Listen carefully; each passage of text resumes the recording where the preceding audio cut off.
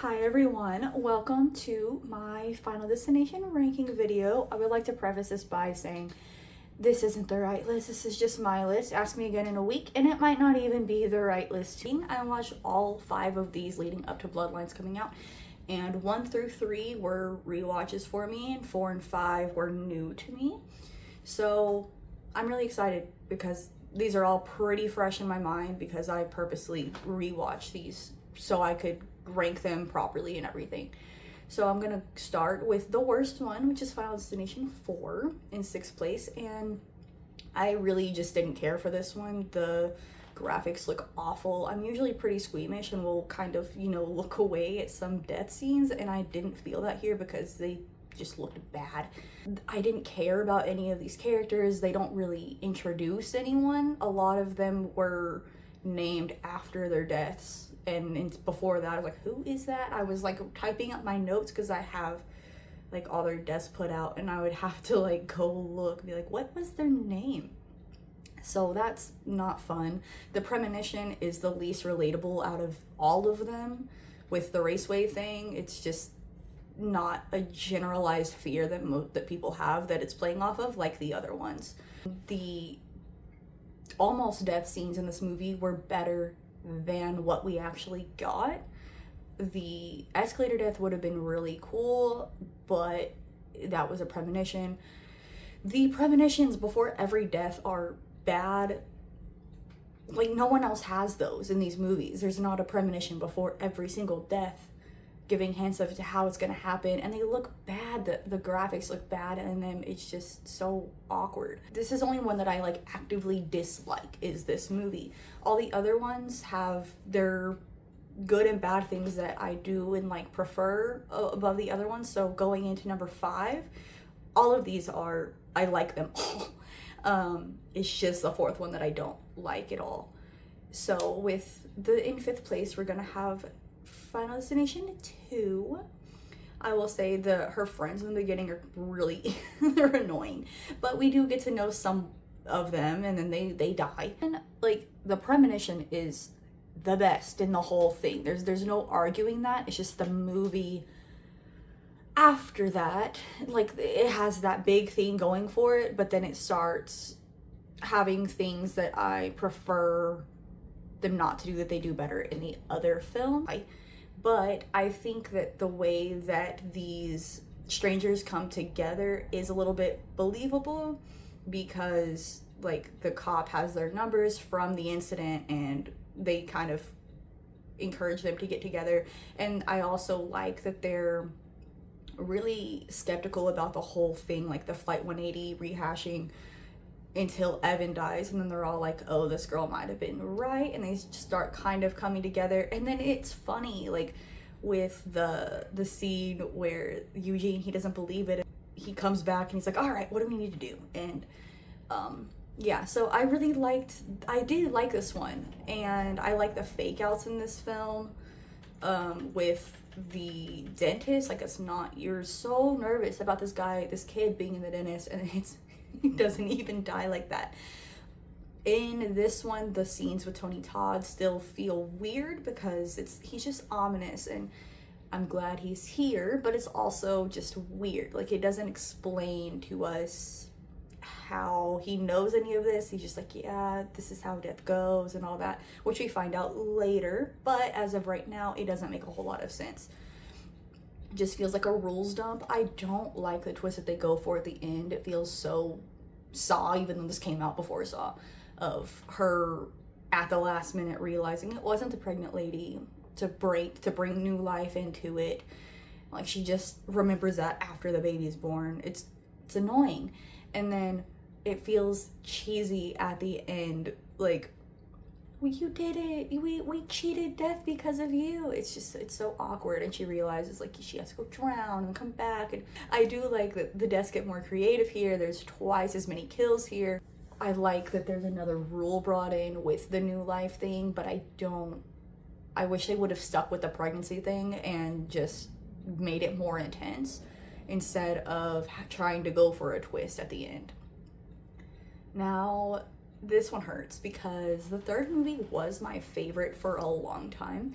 It's the first one of these I ever saw. It's the one that I remember the most vividly, but as I watch the other ones, I realize that there's a lot that I don't actually like about it. Right off, I like the ominous vibes. I like her taking the pictures and like the V going out of the dive thing. It's like, die. I like the inclusion here that the pictures have signs. It adds a fun little layer to it, even though it doesn't really like go in with the lore. We don't build on lore here, and that's kind of what brings it down a little bit for me. And then also the acting in this one is a lot better, and that the Flight 180 is still very prevalent to these characters here. Halfway through this movie, I realized it's redundant in its kills. I don't like head trauma, and there's 3 of those in here. There's like the head smash, and then the nail gun, and the blade thing. It's a lot. It's a lot of head, and I don't like them to be so like repetitive in the deaths, especially in the same movie.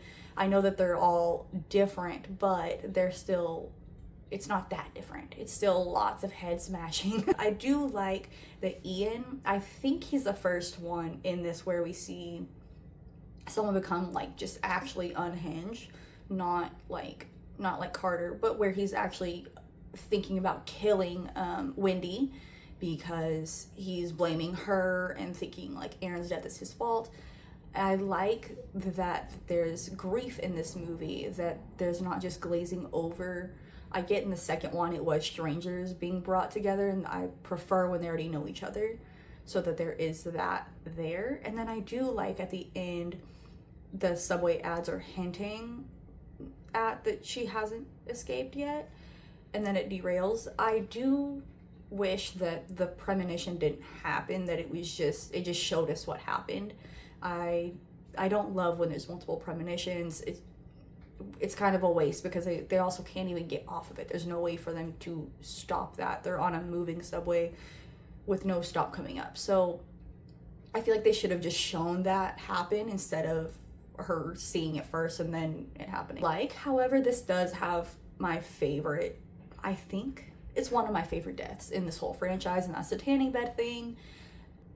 So I think that was kind of what was hard for me to put it lower, because I had like these very clear memories of watching this movie and having that like in my head. And also I'm afraid of roller coasters, so that played into that. I think that this movie works and that it's good. It's just not as good as I remembered it being, and it didn't play into the lore. It doesn't add anything really, and it does stand alone, but it's just not as good as the ones coming up. So these next 2, this would be 3rd and 2nd place. It's kind of hard because both of these, they're neck and neck for me. So in 3rd place, I have number 1. I love all the ominous stuff in the beginning with the numbers shipping out on the schedule, the word terminal being lingered on for so long, his luggage saying Final Destination. I really do like this. Peak 2000s, it's so good. The premonition is crazy. Like the airplane thing, I've never been on a plane. I can't say I'm wanting to do that, especially after this. I think it's realistic for them to be suspicious of him because the plane blew up and he was like freaking out about the plane blowing up. It's very believable and realistic that they would be like, what did you do? Like, this is weird. Oh, I also really like the survivor's guilt. Again, I like when there is grief in these. They have survivor's guilt about their friends being dead, their brothers, their co-workers being gone. And I like that. I wish we had more of that in the later movies. I like him showing up at times that seem suspicious, even though he's trying to help, but it obviously doesn't look good. I had this again, Tony Todd's dialogue. It feels weird in here, even though it's good. I love seeing him in these movies. He becomes a staple of this franchise, but it does feel just like a slap of exposition on here, and it's feels weird, a little out of place. I like that there's a few of these longer sequence buildups, like the the teacher is a really good one where it's building up. You don't know what's actually gonna kill her. It's suspenseful. I knew watching this, because I've seen it before, that Clear didn't die, but I did in the moment believe that she was actually a risk, where there's lots of movies where I don't feel that way if someone's gonna live. Also,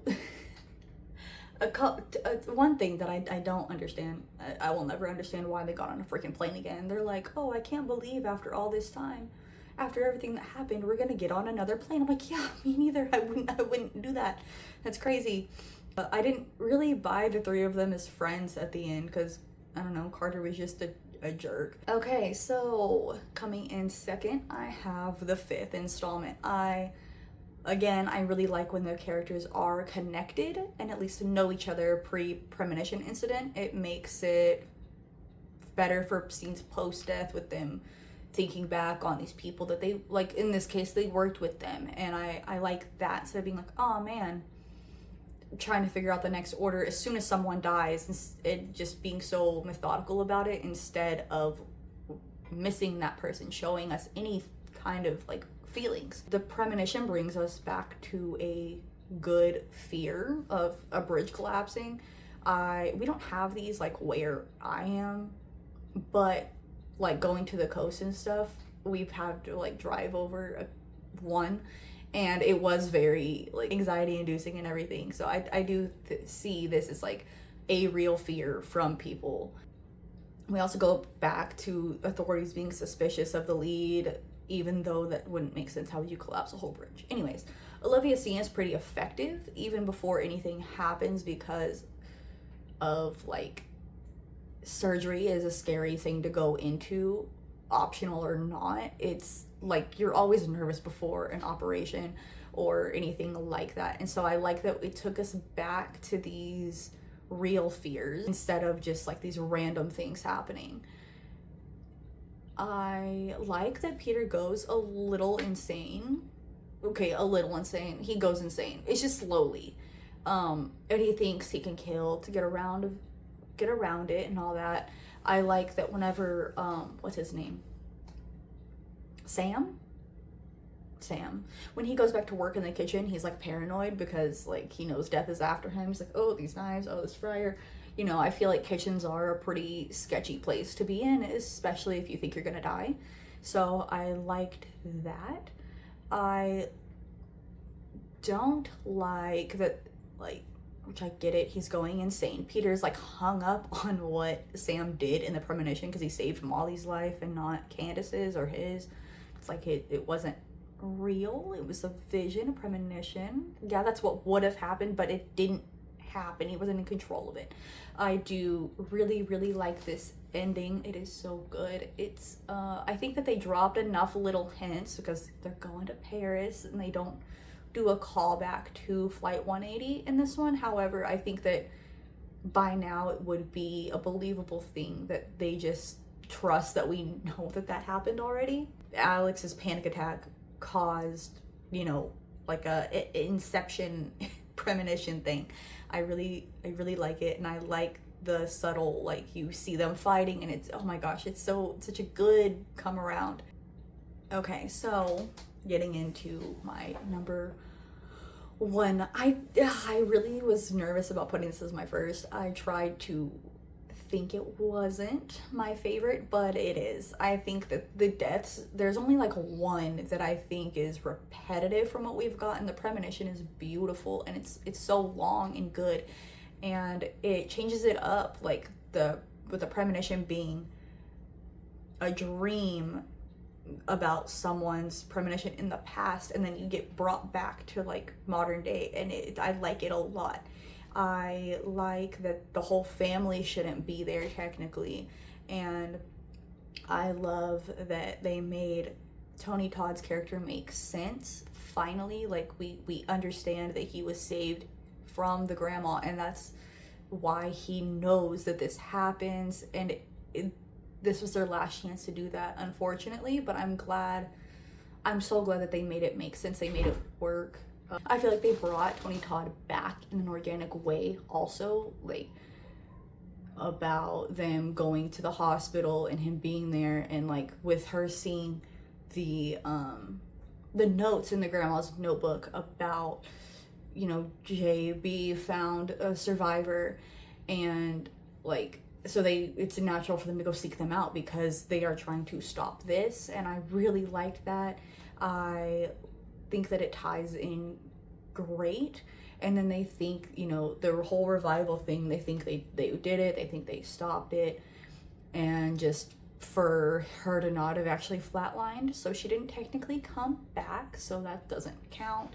And then they die because of the train derails and the log takes them out. Again, I don't mind when they all die, and I thought it was really funny, a really funny callback to the second one with the log truck thing, because that's like a staple of this franchise. I love the balance of humor and gore in this movie. I love that this is a family, and so the grief and all of that is so real. And this is a family. I think that it is kind of hard at sometimes to like watch, like, you know, your son is about to die, your brother, you know, it's different. And I like that. I like that the deaths were creative. Eric is probably one of my favorite characters of this whole franchise now. And I think that's really, like, it's cool for it is sixth film to have just this great character and this great movie. I didn't have high hopes for a sixth installment in any franchise, but especially like this, whenever we've seen how low the bar can go.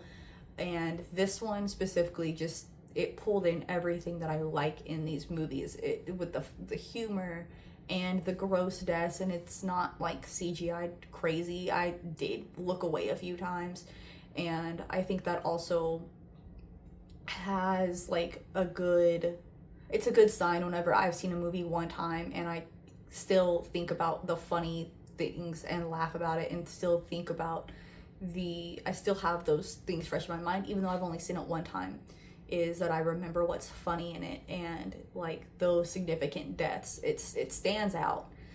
And there was a few times I was like, oh my god. I took my mom to see this. This was my first movie theater experience with these movies, so that might be a little, you know, give me a little bias. So if you know, it's whatever. It might. So yeah, I think that it is my favorite, and that's crazy, but it is. So I am going to soon be having a death tier list from these films, and maybe a premonition ranking as well, but I just really wanted to start with this.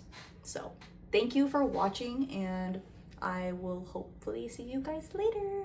Bye.